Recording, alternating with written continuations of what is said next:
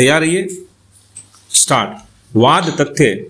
अभियोजन का मामला है कि दिनांक 14/5/2004 को अपीलार्थी ने एक व्यक्ति मृतक पर उस समय एक आयरन लॉकिंग प्लेट से आक्रमण किया जब वह प्रातःकाल 6 बजे अपने स्टोर दुकान पर कार्य कर रहा था, जिसने अपीलार्थी को न तो कोई प्रकोपन दिया था और न ही उन दोनों के बीच कोई कहासुनी हुई थी। विराम। घटना के बाद अपीलार्थी ने भागने का प्रयास नहीं किया और घटना स्थल के आसपास ही टहलता रहा या बैठा रहा। विराम। इस घटना में उस घायल व्यक्ति की मृत्यु हो गई जिस पर अपीलार्थी ने आक्रमण किया था। विराम। अपीलार्थी एसिड पेप्टिक डिजीज और माइल्ड हाइपरटेंशन का मरीज था और उसे दिनांक 17/11/2003 से 20/11/2003 के बीच उपचार के दौरान थियोरिली नामक दवाई दी गई थी, जो प्रायः सिजोफ्रेनिया की बीमारी में दी जाती है। विराम। अपीलार्थी को भारतीय दंड संहिता की धारा 302 के अंतर्गत अभियोजित किया गया। विराम। अभियोजन के दौरान अपीलार्थी की ओर से दंड प्रक्रिया संहिता की धारा 329 के अंतर्गत आवेदन किया गया। विराम। जब अपीलार्थी की जमानत पर विचार किया जा रहा था तब न्यायालय ने अनुभव किया अपीलार्थी यह नहीं समझ पा रहा है कि क्या कार्यवाही चल रही है। विराम। घटना के बाद अपीलार्थी का मेडिकल परीक्षण करने वाले चिकित्सक और विचारण के दौरान उसका परीक्षण करने वाले चिकित्सक AWS 1 और 2 ने साक्ष्य दी कि अपीलार्थी क्रोनिक सिजोफ्रेनिया से ग्रसित है। विराम। फिर भी सत्र न्यायालय अतिरिक्त सत्र न्यायाधीश SG मारगोवा द्वितीय ने निर्णय दिनांक 25/7/2006 के द्वारा अपीलार्थी को भारतीय दंड संहिता की धारा 302 के अंतर्गत दोषसिद्ध और दंडित किया। विराम।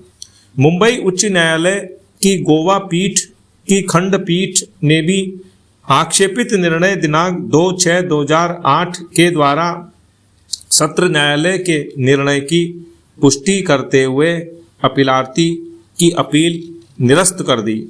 विराम। अंततः अपीलार्थी की ओर से उच्चतम न्यायालय में यह अपील प्रस्तुत की गई। विराम।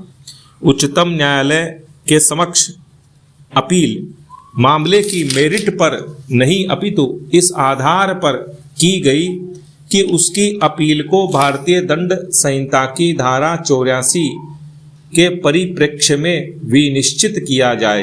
विराम। तदनुसार उच्चतम न्यायालय के समक्ष मुख्य विचारणीय प्रश्न था कि क्या सिजोफ्रेनिया एक ऐसी बीमारी है जिसके आधार पर अपीलार्थी को भारतीय दंड संहिता की धारा 84 में कथित साधारण अपवाद का लाभ प्रदान किया जा सकता है।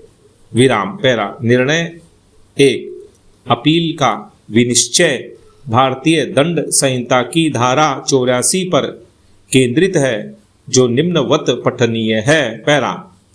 विकृत चित्त व्यक्ति का कार्य कोई बात अपराध नहीं है जो ऐसे व्यक्ति द्वारा की जाती है जो उसे करते समय चित्त विकृति के कारण उस कार्य की प्रकृति या यह कि जो कुछ वह कर रहा है वह दोषपूर्ण या विधि के प्रतिकूल है जानने में असमर्थ है।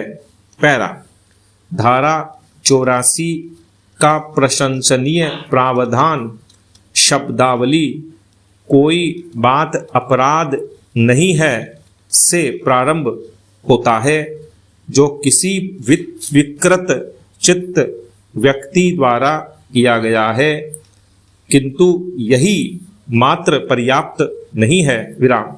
इसके बाद यह केवल तब ही आकर्षित होगा जब पैरा 1 वह कार्य की प्रकृति समझने में असमर्थ है, या 2 वह यह जानने में असमर्थ है कि वह कार्य जो उसने किया है वह दोषपूर्ण है या विधि के प्रतिकूल है, और 3 ऐसी विकृत चित्तता उस समय विद्यमान थी जब अपराध किया गया।